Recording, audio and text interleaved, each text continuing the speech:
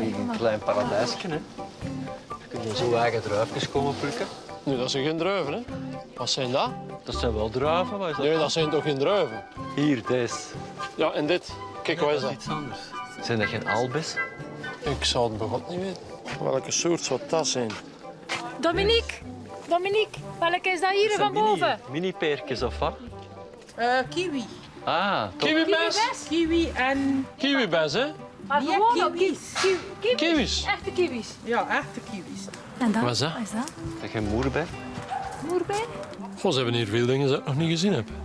Zodat geen moerbij zijn? Denk de moer. Dit, hè? Ja. Ja. Ja, dat is Ha. toch moerbij. Maak je er confituur van ook? Nee, ketchup. Ja. Dat is eigenlijk een snoeptuin. Dat is de bedoeling. Als je hier komt en zijn best, dat je dat wel eet. Dat zou ik heel graag willen hebben. Zo een snoepafdelingske zo, ja. Van achter in de tuin. Volgens mij moet ik er volgende week aan beginnen. Dat zit er dik in. Da-da-da-da-da.